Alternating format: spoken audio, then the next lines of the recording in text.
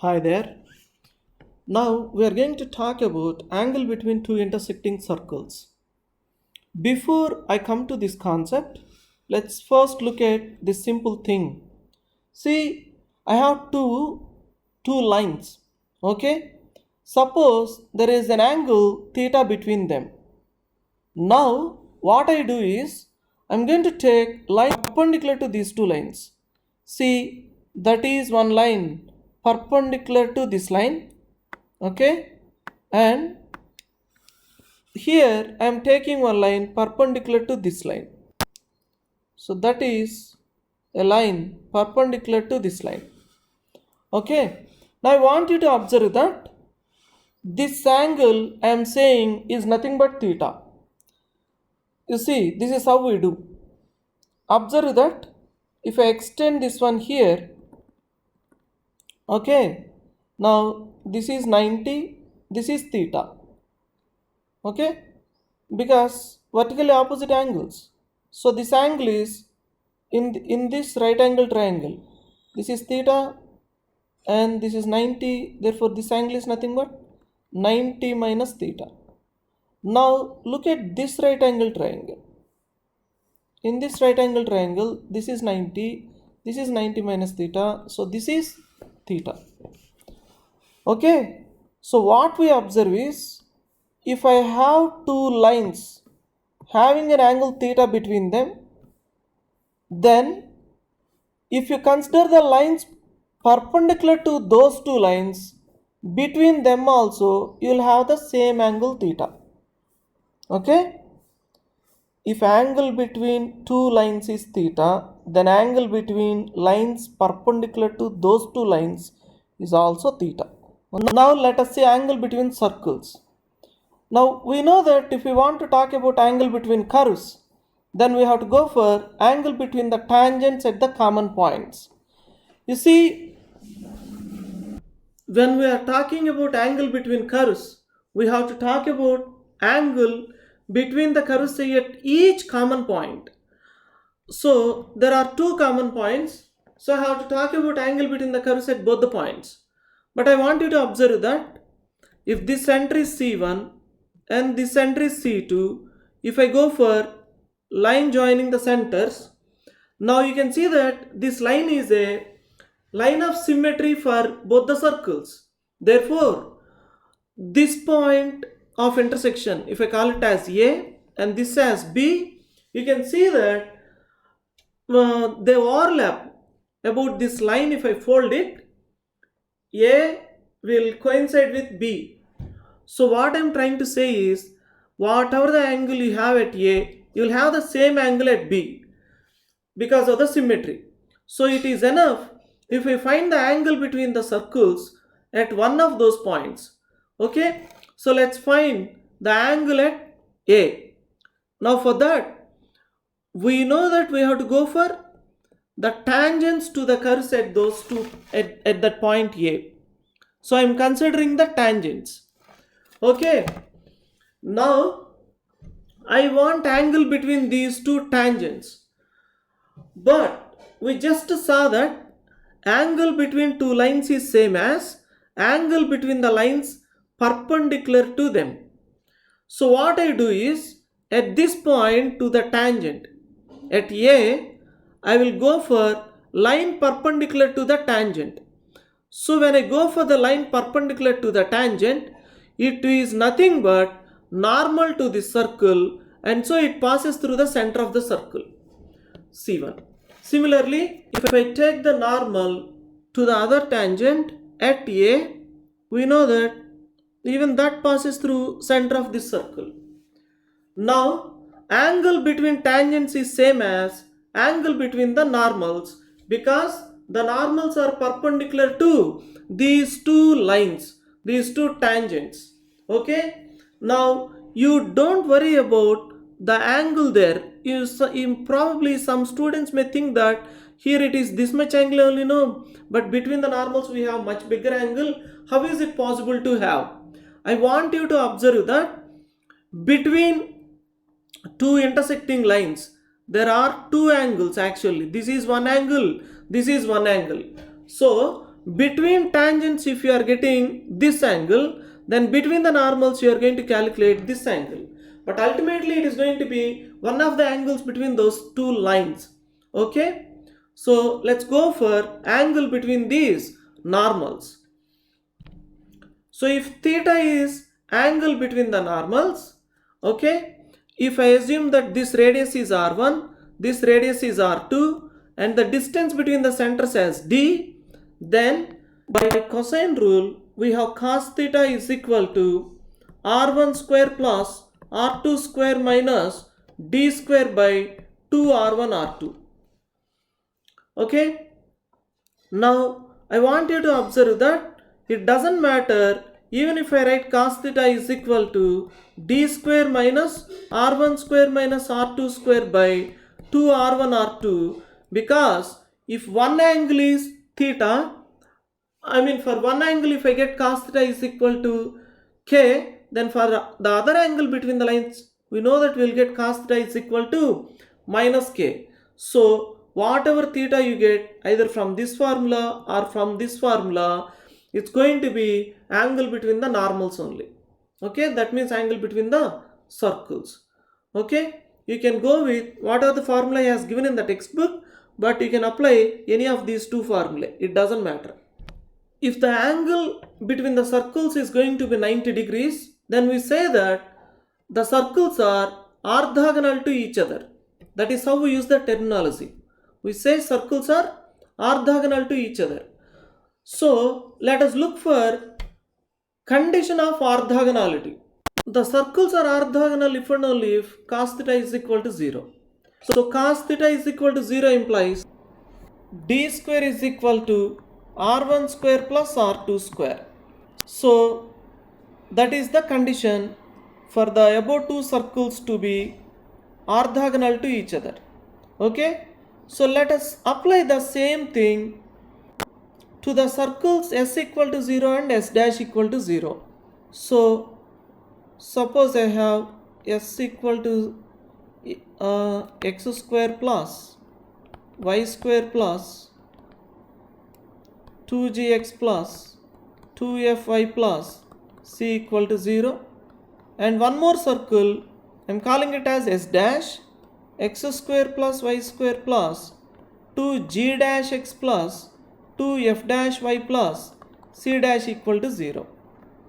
Okay, now we know that the condition for orthogonality is d square is equal to r1 square plus r2 square.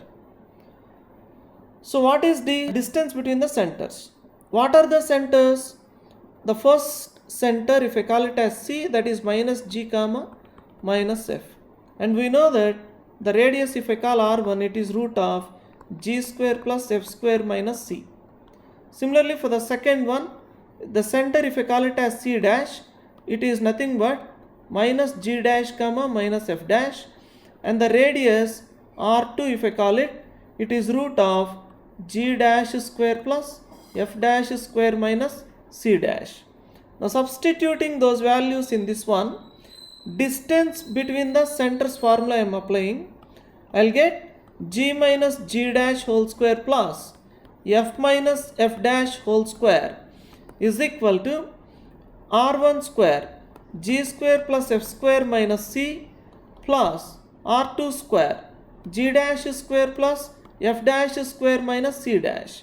Now expand the squares on the left hand side and cancelling g square f square, those things whatever I can cancel, I will be left with minus 2g g dash minus 2f f dash is equal to minus c dash. Okay, so I am getting 2g g dash plus 2f f dash is equal to c plus c dash. So this is the condition for these two circles to be orthogonal. We by heart this as a formula. The earlier one, if theta is angle between the circles, then cos theta is equal to d square minus r1 square minus r2 square by 2 r1 r2. That one and this one, we by heart both these as formulae. Now we are going to see equation to common chord of two circles. Suppose I have two circles, S is equal to 0 and S dash is equal to 0. Okay, now we are going to give equation to this common chord. We know that if I have two circles C1 equal to 0 and C2 equal to 0, then any equation of the form lambda 1 C1 plus lambda 2 C2 equal to 0 passes through the common points of these two, where lambda 1 and lambda 2 are obviously real numbers, non-zero real numbers. Now what I do is here, I'll take lambda 1 s plus lambda 2 s dash equal to 0. Now I know that this represents an equation passing through the common point. Say if I call them as a and b, it represents an equation passing through a and b. Now in the place of lambda 1, I'll take 1, okay, and in the place of lambda 2, I'll take minus 1. So this is the equation I get. I get s minus s dash equal to 0. I know that it obviously passes through the common points a and b. Let me see how it looks like. We know that s equal to 0 means x square plus y square plus 2gx plus 2fy plus c equal to 0. And s dash equal to 0 means x square plus y square plus 2g dash x plus 2f dash y plus c dash equal to 0. So when I subtract, I am going to have, this is s dash, I am going for s minus s dash equal to 0. So you can see that these x square terms, y square terms gone. I'll have 2 into g minus g dash into x plus 2 into f minus f dash into y plus c minus c dash equal to 0. This is nothing but s minus s dash is equal to 0. So this is s minus s dash. I want you to observe that this represents a first degree equation. We know that first degree equation represents a straight line. Of course, this is first degree equation when both, at least one of these coefficients is not equal to 0. If both are equal to 0, then you can see that the circles are going to be concentric circles because centers are going to be the same. Okay, if they are going to be concentric circles, obviously there is not going to be any common chord. So when we are talking about common chord, it is understood that the circles are not concentric, and therefore this is obviously a first degree equation, and we know that it represents a straight line. And we also know that anything of this form, it passes through common points. We already said that it passes through common points, and now we observe that it is a straight line. Therefore this is nothing but equation to the common chord. Okay, we by heart this as a formula. Equation to the common chord of the circles s equal to 0 and s dash equal to 0 is s minus s dash equal to 0. That is the formula, s minus s dash equal to 0. And that s minus s dash is nothing but this only. Okay, let us see two useful properties of the common chord. You see, suppose I have two circles here intersecting. Suppose this circle is s equal to 0 and this is s dash is equal to 0. Now we know that equation to the common chord is nothing but s minus s dash equal to 0, and which looks like 2 into g minus g dash plus into x plus 2 into f minus f dash into y plus c minus c dash is equal to 0.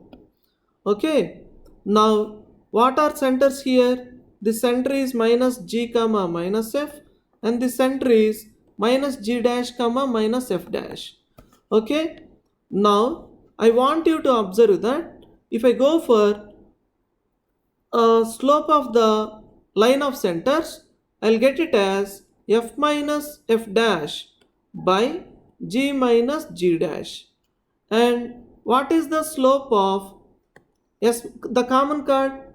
It is minus g minus g dash by f minus f dash. So you can see that the product is minus 1. It means that common chord is always perpendicular to line joining the centers. Okay, so common chord s minus s dash equal to 0 passes through common points and always perpendicular to line joining the centers. Okay, so clubbing these two, we are going to have one more interesting point. You see, if the circles are touching the way it is shown in this diagram, if they are touching, we know that the common chord has to pass through the common points and also should be perpendicular to line of centers. So obviously it should become the common tangent at the common point. Okay, so that is one more point we by heart which is useful while doing problems. It is common chord when the circles are touching externally, or for that matter it can be internally also, doesn't matter. Even if the circles are touching internally,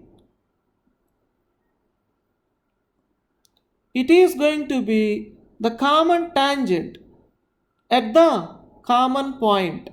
Okay, you see, in this case I have more common tangents, that is one more common tangent there, but I am saying it is the common tangent at the common point. Okay. The way we have seen in the case of straight lines, that if we have two intersecting lines L1 equal to 0 and L2 equal to 0, we know that any line equation of the form lambda 1 L1 plus lambda 2 L2 equal to 0 passes through this point of intersection P. Conversely, if you give me any line which is passing through P, if its equation is of the form L equal to 0, then this L, I can put it in the form lambda 1 L1 plus lambda 2 L2 for some suitable values of lambda 1 and lambda 2. So we have the same story here in the case of circles. Suppose here I have two circles, namely s equal to 0 and s dash is equal to 0, intersecting in 2 points, say A and B. Then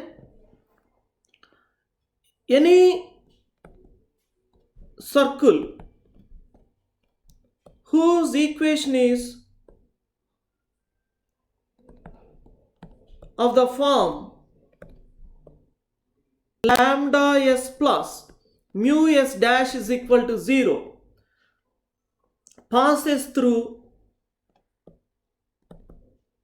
the points A and B, and converse is also there. Converse states that if s double dash is equal to 0 is the equation of a circle passing through A and B, then you can put s double dash in that form. S double dash can be written as lambda s plus mu s dash for some suitable values of lambda and mu. You make a note of these two statements and we use them while doing problems, the way we have used in straight lines. Time and again, several times I have discussed this concept. In fact, I have given you a more generalized one in first year itself, saying that if I have two curve equations C1 equal to 0 and C2 equal to 0, then any equation of the form lambda 1 C1 plus lambda 2 C2 is equal to 0 always passes through the common points of C1 equal to 0 and C2 equal to 0. So no need of one more time telling you that this equation actually passes through the points A and B. Now this is also there. While doing problems, if you remember, in the case of lines, instead of taking this generalized form, we were simply taking L1 plus lambda L2 is equal to 0. Remember, we can do the same thing. Instead of taking any circle passing through A and B, the point of intersection of these two circles here, instead of taking it in this form, I can simply take it in the form s plus lambda s dash is equal to 0. You know that the only problem I face with this is, if I consider this form, I do not get the equation s dash is equal to 0. Only this circle is missing out of the infinitely many circles that pass through A and B. Only this circle is missing. You can see that here I can draw infinitely many circles passing through A and B here. Each circle's equation, take any circle passing through A and B, its equation is of the form lambda s plus mu s dash is equal to 0, or you can simply take it like this. Now with this, the only disadvantage is you are missing the circle s dash is equal to 0. Actually, we have a much better way of dealing things in circles. Okay, this is okay, no logical gap here, but we can do in a much better way, much easier way. Okay, that is what we are going to see now. Now look at this. Here I have a circle s equal to 0 and a line l equal to 0, intersecting the circle in 2 points A and B. Now any circle which passes through the points A and B can be put in the form s plus lambda l is equal to 0. Okay, writing it as a statement, any circle passing through the point of intersection of the points of intersection of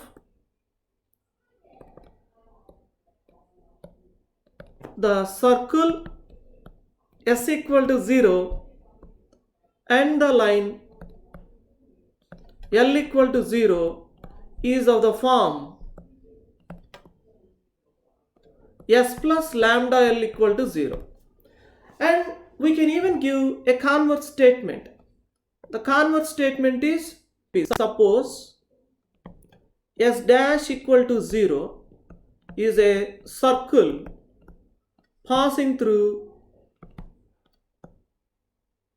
the points A and B. Then what I can do is I can put s dash, the equation of the circle s dash, in the form s plus lambda l equal to 0 for some suitable value of lambda, for some lambda belongs to R. Okay, and actually this is more convenient. Now you can see that even if I am having two intersecting circles, I can simply put that also into this form. Into which form? S plus lambda l equal to 0 form. How can I do that? Observe that if I have two circles s equal to 0 and s dash equal to 0, if I go for s plus lambda s dash is equal to 0, I face two problems. One is that I have to deal with a second degree equation here and a second degree equation there. But if I go for s plus lambda l is equal to 0, I am having only second degree at one part. At the other part I am having a linear. Okay, that is an advantage. One more advantage is, I said when I take in this form, we are missing the circle s dash is equal to 0. But if you take like this, there is no such danger. So the question is, if it is given like this, how to take in this form? Simple common sense. You just go for this common card. What is the equation to common card? S minus s dash is equal to 0. If I call this as L, then now I have this line equation L equal to 0. Therefore, any circle passing through the points of intersection of these two is of the form S plus lambda L equal to 0. Very convenient, and you are not missing even one circle that passes through A and B. Okay, so even if we use two circles, ultimately we are going to see it as one circle and one line. Whatever we have discussed so far should look very obvious to you had you remembered the theory part that we have seen in on the family of lines. Now see here, I have two circles s equal to 0 and s dash is equal to 0 touching each other. it doesn't matter whether they touch externally or internally. It is the same story even if the circles are touching internally in a point A. Then any circle of the form lambda s plus mu s dash is equal to 0 touches these two circles at A.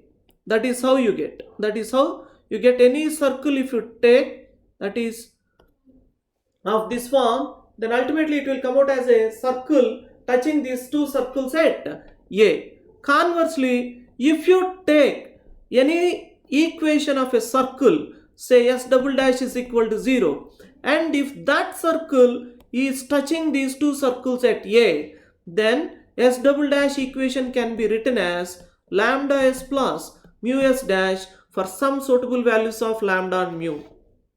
Okay, again the same thing here also, in this case also.